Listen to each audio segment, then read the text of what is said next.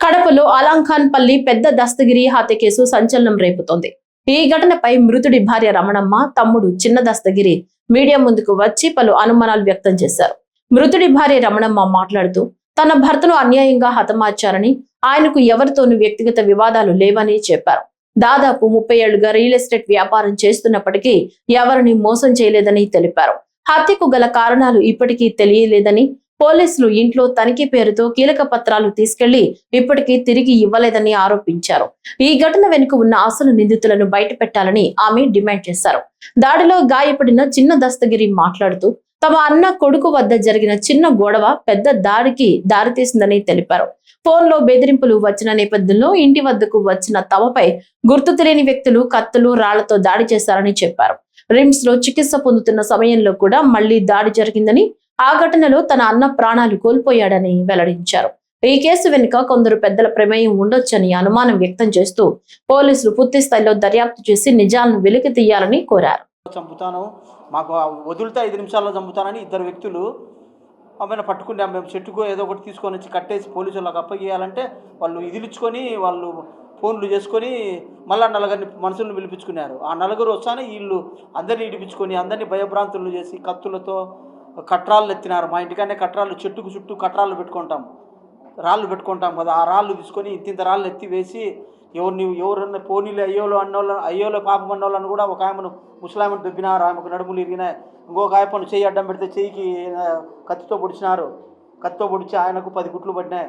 తర్వాత నేను పోతే నన్ను కింద వేసి దొబ్బి నా మీద ఎక్కి ఈడ పొడిచినారు, అరిచేతిలో పొడిచినారు, అరిచేతిలో ఇక్కడ పొడిచినారు, ఇక్కడ కాలుకు గాయమైంది నాకు. తర్వాత ఈమెకు కట్రాయి వేసినారు, మా అన్న మీద వేసినారు. ఆడ నుంచి మేము 108కి ఫోన్ చేసినాము. ఫోన్ చేస్తే అది గంటన్నరకు వచ్చింది.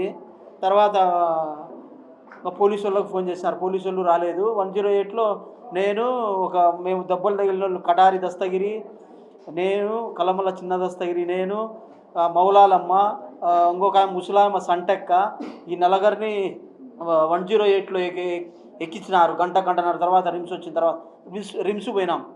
రిమ్స్ పోయిన తర్వాత వాళ్ళు ఆల్రెడీ మమ్మల్ని చంపేదానికి వచ్చిన వాళ్ళు ఆల్రెడీ ఉన్నారు రిమ్స్లో, ఓపీలో.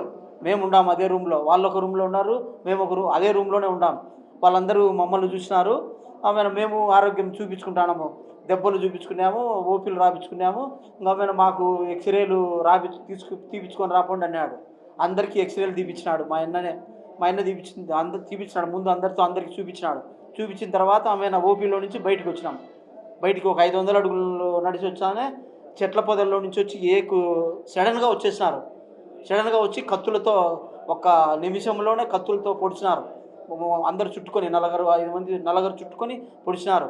నేను అడ్డం పోతే నన్ను పొడిచినారు. నాకు 8 కత్తిపోట్లు. మా అన్న ఒరిగిపోతానే నేను ఇంకా తప్పించుకోవాలని పరిగెత్తిన. నన్ను పొడిచినారు. పొడిచిన తర్వాత మా కోసం మా బంధువులు వాళ్ళు ఇల్లు మా వెనకబడి వచ్చిన వాళ్ళు కూడా భయభ్రాంతులై పరిగెత్తినారు.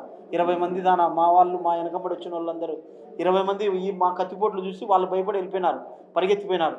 నన్ను పొడిస్తే నేను పరిగెత్తినా కదా, ముబ్బులో ఆ చీకట్లో కనపరానని బైక్తో ఎమ్మడిచ్చి బైక్ తగిలిచ్చి మళ్ళీ గుద్దడము, పిడిగుద్దులు, కత్తిపోట్లతో పొడిచినారు. వాళ్ళ బైక్ మీద నేను ఒరిగితే కత్తిపోట్లు పడినాయి చుట్టూ, అవి లోపలికి పోలేదు. అందుకు నేను బతికిపోయినా.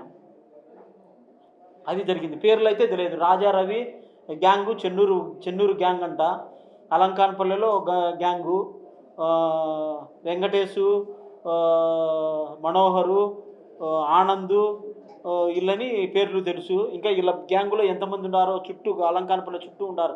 చెన్నూరులో నుంచి వచ్చి అలంకాన్పల్లి సెటిల్ అయ్యి వీళ్ళు ఆ బుద్ధుడికే 4 గలాటలు చేసినారు. మాది 4వ గలాట. ముందు ఒకరిని కొట్టినారు గంగమ్మ జాతరలో, అతనికి కుట్లు పడినాయి. వాళ్ళు మళ్ళీ కేసు పెడితే కొడతామంటే వాళ్ళు భయపడి కేసు పెట్టలేదు. మా మనుషులను కూడా భయపడిచ్చినారు. ఆ బుద్ధి నైట్ ఇంటికి వచ్చింటే మీరు ఏమన్నా కేసు గీసి పెడితే కన్నా మళ్ళీ మిమ్మల్ని కూడా చంపుతామని మా వాళ్ళతో భయపడిచ్చినారు. వాళ్ళు భయపడి మాకు వచ్చి చెప్పుకున్నారు. ఇట్లా మళ్ళీ భయపడిస్తున్నారు, మేము సాక్ష్యం చెప్తే మమ్మల్ని చంపుతారు.